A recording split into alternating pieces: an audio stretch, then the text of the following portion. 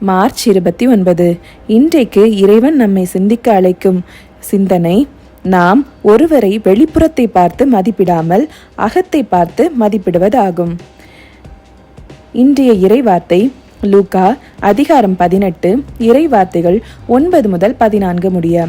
அக்காலத்தில் தாங்கள் நேர்மையானவர் என்று நம்பி மற்றவர்களை இகழ்ந்து ஒதுக்கும் சிலரை பார்த்து இயேசு இந்த உவமையை சொன்னார். இருவர் இறைவனிடம் வேண்ட கோவிலுக்கு சென்றனர். ஒருவர் பரிசேயர், மற்றவர் வரி தண்டுபவர்.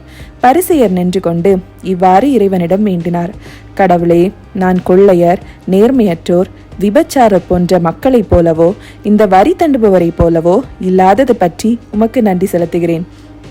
வாரத்தில் 2 முறை நோன்பிருக்கிறேன். என் வருவாயிலெல்லாம் 10 பங்கை கொடுக்கிறேன்.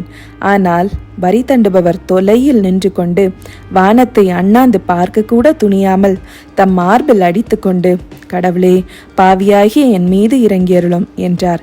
இயேசு பரிசேயர் அல்ல, வரி தண்டுபவரே கடவுளுக்கு ஏற்புடையவராகி வீடு திரும்பினார். ஏனெனில் தம்மை தாமே உயர்த்துவோர் தாழ்த்த பெறுவர், தம்மை தாமே தாழ்த்துவோர் உயர்த்த பெறுவர் என நான் உங்களுக்கு சொல்கிறேன் என்றார். கிறிஸ்து வழங்கும் நற்செய்தி. இறைவனுக்கு புகழ். இன்றைய சிந்தனை: ஒரு சமயம் பிரபல அமெரிக்க நிறுவனம் ஒரு இயந்திரத்தை ஜப்பானுக்கு அனுப்பியது. 1 மாதம் கழிச்சு இயந்திரம் இயங்கவில்லை. உடனே அதை சரி செய்ய ஒரு நபரை அனுப்பவும் என்று தந்தியை அனுப்பினார்கள். அந்த இயந்திரத்தை உற்பத்தி செய்யும் நிறுவனம் ஒரு இளைஞரை ஜப்பானுக்கு அனுப்பியது. அந்த இளைஞரை பார்த்ததும் அவர் இயந்திரத்தை பார்க்கும் முன் ஜப்பானிய நிறுவனம், நீங்கள் அனுப்பியவர் இளைஞர், ஒரு பெரியவரை, அனுபவம் உள்ளவரை அனுப்பவும் என்று உடன் தந்தி அனுப்பியது. அமெரிக்க நிறுவனம் பதில் தந்தியாக, அதை உருவாக்கியவரே அவர்தான் என்று கூறியது. மனிதர்களை நாம் அவர்களின் வெளிப்புறத்தை பார்த்துதான் மதிப்பிடுகின்றோம். நாம் ஒருவரை அவருடைய அகத்தை பார்த்து மதிப்பிடும் நாள் எந்நாளோ.